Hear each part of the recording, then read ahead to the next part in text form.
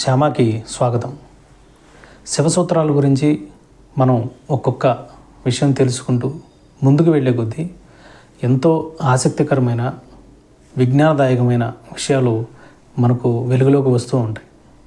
అలా తెలుసుకుంటూ శివసూత్రాల గురించి చర్చించుకుంటూ కాళీ సౌందర్యం అనే పేరుతో మన ఛానల్లో వీడియోలు స్టార్ట్ చేశాం. అయితే ఇవాళ మరొక అద్భుతమైనటువంటి శివసూత్రం గురించి చర్చించుకోబోతున్నాం. ఈ శివసూత్రం పరమేశ్వరుని యొక్క భైరవ తత్వం, ద భైరవ కాన్షియస్నెస్ గురించి చర్చిస్తుంది.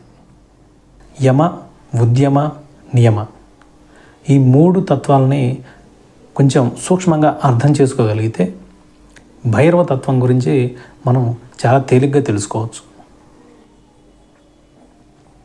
ఉదాహరణకి ఉద్యమం అనేటువంటిది మనకు చాలా పరిచయం ఉన్నటువంటి విషయం. ఏదైనా ఆల్రెడీ ఉన్న ఒక వ్యవస్థ నుంచి మార్పు కోరుకున్నప్పుడు, మార్పు తీసుకురాబోయే ముందు ఆ మధ్యలో జరిగేటువంటి ఆ స్ట్రగుల్ని ఉద్యమంగా మనం చెప్తాం. మన స్వతంత్ర ఉద్యమం అయినా ఇంకే ఉద్యమం అయినా మీరు చూడండి, అప్పటి వరకు ఉన్న ఒక వ్యవస్థ, ఆ తర్వాత స్వతంత్రం వచ్చిన తర్వాత మరొక వ్యవస్థ, ఈ రెండింటికి మధ్యలో జరిగిన దాన్ని మనం ఉద్యమ కాలంగా పిలుస్తాం. ఈ ఉద్యమం అనేది అటు పాత వ్యవస్థకి సంబంధం ఉండదు, అలాగని కొత్త వ్యవస్థ కూడా కాదు. ఈ రెండు కాలాల మధ్యలో ఉన్నటువంటి ఈ ఉద్యమ కాలాన్ని అటు కొత్త వ్యవస్థలో కాలంగా చెప్పలేము, అలాగని పాత వ్యవస్థ కాలంగా కూడా చెప్పలేము. ఎందుకంటే పాత వ్యవస్థని వదిలేస్తూ కొత్త వ్యవస్థని లోపలికి చేర్చుకుంటున్న ఒక ఇంటర్సెక్షన్ టైం. దీని యొక్క తత్వం అటువైపు కానీ ఇటువైపు కానీ ఈ రెండిటికి సంబంధం లేదు. ఈ రెండిటికి అతీతమైన ఒక న్యూట్రల్ స్టేజ్లో ఉన్నటువంటి దాన్నే ఉద్యమంగా పిలువబడింది. అప్పటిదాకా ఉండి ఆ ట్రాన్స్ఫర్మేషన్ని, అంటే ఈ కొత్త వ్యవస్థ ఏదైతే వస్తుందో ఆ ట్రాన్స్ఫర్మేషన్ రాకుండా ఆల్రెడీ ఉన్నటువంటి వ్యవస్థని అక్కడ ఇంపోజ్ చేయడానికి ప్రయత్నించే ఒక ఫోర్స్ ఏదైతే ఉందో, అంటే ఆల్రెడీ ఉన్నటువంటి నియమం ఏదైతే ఉందో దాన్ని యమ అని పిలవడం జరిగింది. అంటే యమ అంటే ఆల్రెడీ అక్కడ ఉన్నటువంటి ఒక వ్యవస్థ, ఒక శక్తి. ఉద్యమ అంటే ఆ వ్యవస్థ నుంచి మార్పు కోరి కొత్త వ్యవస్థగా మార్పు చెందడానికి మధ్యలో జరిగేటువంటి ఒక ఘర్షణ.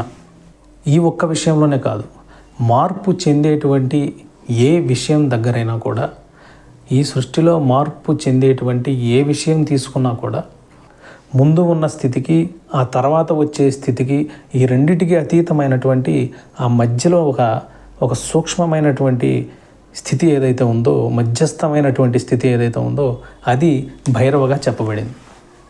కొత్త మార్పు రావడానికి పూర్వం నుంచి ఉన్నటువంటి ఆ బలాన్ని, ఉన్నటువంటి వ్యవస్థని యమ అని పిలువబడింది. ఈ మార్పు జరిగిన తర్వాత వచ్చేది నియమంగా మారుతుంది.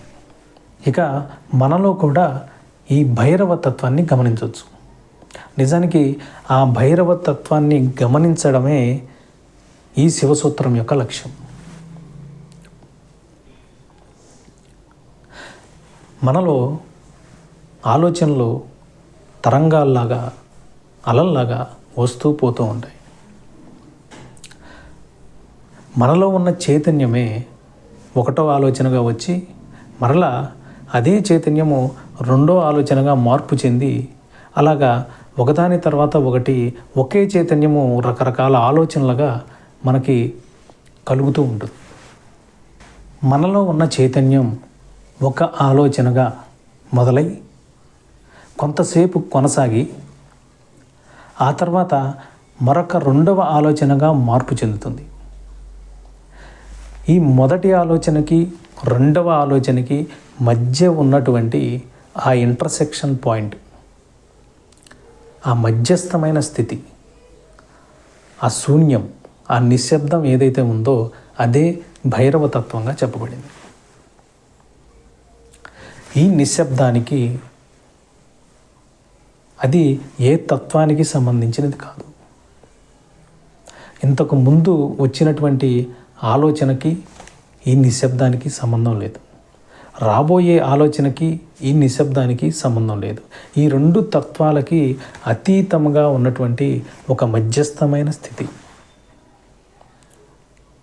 చైతన్యం ఒక ఆలోచనగా మొదలై ఒక ఆలోచనగా కొనసాగి అది ముగిసిపోయి మరొక ఆలోచనగా మొదలయ్యి అది కొనసాగి ఈ రెండిటికి మధ్యలో ఒక భైరవ అనేటువంటి తత్వం, ఒక నిర్గుణమైనటువంటి తత్వంలో కొంతసేపు సెటిల్గా ఉంటుంది.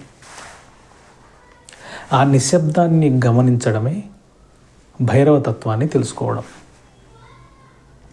ఆలోచనకి మధ్య ఉన్నటువంటి ఆ నిశ్శబ్దము, ఆ నిర్గుణమైనటువంటి తత్వం మీద ఫోకస్ పెట్టి ధ్యానం చేయడమే భైరవ యొక్క తత్వాన్ని తెలుసుకోవడం.